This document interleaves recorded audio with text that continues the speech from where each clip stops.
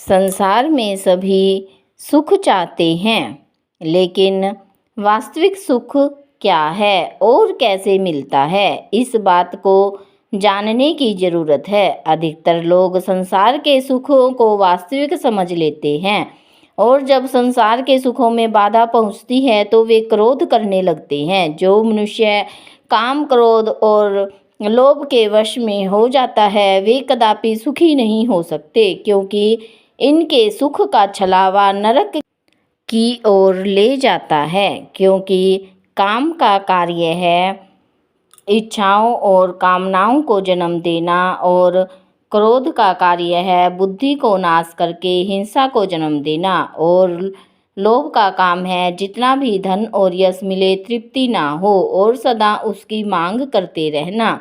इन तीनों की प्यास कभी भी नहीं बुझ सकती। जो लोग इसे जुड़े उनकी आयु समाप्त हो गई, किंतु उनकी मांग पूरी नहीं हुई।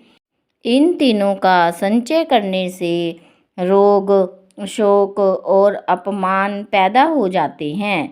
जिनको ईश्वर कृपा या गुरु की दया से आत्मज्ञान की प्राप्ति होती है वे सदा सावधान रहते हैं। वे ज्ञानी जन संसार को नश्वर जान लेते हैं और उसको सदा वास्तविक सुख का लाभ मिलता रहता है। झूठे सुखों के मोह में पढ़कर मनुष्य अपनी आयु को व्यर्थ में ही नष्ट करता रहता है और उसने परमपिता परमात्मा को भी भूल जाता है। एक सुख संसार के पदार्थ से प्राप्त होता है जो कि नश्वर है। दूसरा सुख जिसे आनंद कहा जाता है वह अपने आत्मा से प्राप्त होता है। आत्मा से प्राप्त किया हुआ सुख अखंड अमर होता है।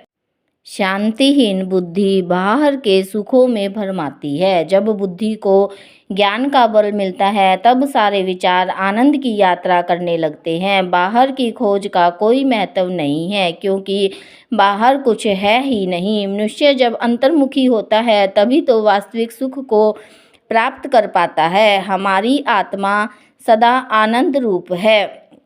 सुखों के ऊपर उठकर स्वयं को आत्मा के अखंड आनंद से जोड़ना है, वह पर हो जाता है। वास्तविक सुख संसार में नहीं बल्कि संसार को बनाने वाले में बहुत से रास्ते प्रभु से मिलने के लिए बनाए गए हैं। बस एक मार्ग चुनकर चलना चाहिए। प्रभु की ओर एक दिन अवश्य ही अखंड शांति प्राप्त होगी। मेरे बच्चे, मेरा आशीर्वाद सदैव तुम्हारे साथ है। तुम्हारा कल्याण हो।